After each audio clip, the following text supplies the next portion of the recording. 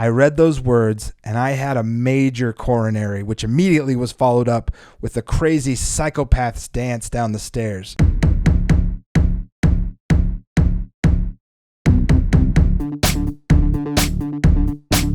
Hello, it is time for episode 15. What was that voice about? I don't even know, man. Okay, dang Skippy, this is the John Cleese Saga. It was time to see if there was any chance to get a legit person to narrate my script. And right about then's where I put on that bounty hunter hat, turn on your favorite Rambo-esque type music, and picture me running through the forest wearing a loincloth and hunting down a buffalo with the faces of John Cleese and Dave Thomas. Come to think of it, those two were in a movie once. Did you ever see Rat Race? Oh man. I found out pretty quickly that John had a personal assistant, and I started with that. Since I wasn't some big Hollywood hotshot, it seemed to me that I'd have a way better chance at reaching a celebrity in other avenues apart from their agents. There's many different strategies to track people down, and since no two chankers are alike, the methods can vary greatly. Some celebrities, it'd be difficult to get anywhere with them unless you reach their agent. Luckily, John was not one of these agent-only kinds of famous people. If he would have been, I wouldn't have gotten far. John's agent, from my personal experience, which you'll hear about in the next episode, was demeaning and would look down on anyone who wasn't a big movie persona. It was November of 2012, and after a few days of work, I was able to get the Don't Call Me Walter script into the hands of John's personal assistant. At this point, I think it makes sense to read over the emails that I had back and forth with John's PA. To set the stage a little for you, at the time, John Cleese was living in Monaco with his new wife. I was living in Utah, being an almoster. Good day. I'm producing a short independent film called Don't Call Me Walter. There is approximately 8 minutes of narration, and we would like to see if Mr. John Cleese would consider narrating it. The film is basically a comedy that makes you think about the lies people tell themselves, and how since we're all facing death, you might as well follow your dreams. I know you get all kinds of requests, but I would greatly appreciate a response either way. We would be honored to work with you. Thanks. Wes, I am John's PA. Thank you for your email. Before approaching John, please provide details of the production company, schedule, fee. Also, ideally, you might arrange to record or shoot in Monaco. There are a few good studios there I could provide details. Thanks for the offer and interest. Await your response. Best regards, Billy Bob Thornton. Okay, his name wasn't Billy Bob Thornton, but if you want to know who his PA is, then you go out and do your homework. At this point, we go back and forth on a fee that would be reasonable and some of the other details that the PA needed. I talked with my buddy Clark, and we were obviously willing to fly halfway around the world to work with John if by some miracle he liked the script and agreed to it. I could not believe I had gotten this far so quickly after all of the dead ends I had had with Bill Murray. We got to a point that the PA wanted to see the script and had everything he needed to approach John. I anxiously awaited a response. On November 21st, 2012, I get this message. Wes, John is very interested in the script and is eager to proceed. I was in the stairwell of the technology company where I worked at the time, reading the email from my phone. I read those words, and I had a major coronary, which immediately was followed up with a crazy psychopath's dance down the stairs. I really would love to find if the company's security system had any footage of me when I received that message, because I went bonkers. This was easily one of the most exciting moments of my life. Obviously, it doesn't compare to marrying my beautiful wife or becoming a father, but come on! Just check out the Wikipedia profile on Monty Python, and you'll read what few people can disagree with, that Monty Python's influence on comedy is comparable to the influence that the Beatles had on music.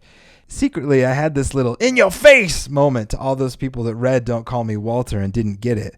John Cleese gets it, fools, and he is the Zeus of comedy, and he will shoot fiery ice, laser, axe, lightning, razor, machete bolts from his arse at you if you defy Don't Call Me Walter. On a side note, a couple of months after this glorious news, I was watching some Monty Python, and I saw a bit that I had never seen before. It had a character named Prince Walter, who was a nerdy, greasy bloke. And there I go again, thinking it was a sign. Even Monty Python knew that Walter was a lame name. I just didn't know that they knew until I did. The planets did, in fact, align for me. This was finally my chance. And this was not just the gods of comedy bestowing an opportunity upon my almoster head.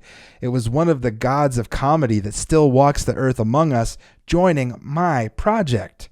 The PA and I continued emailing a lot. John Cleese is a busy python. He was enjoying time with his wife, writing an autobiography, touring, and working on a few other projects that he had previously agreed to. It became clear that John wouldn't have time until March of 2013.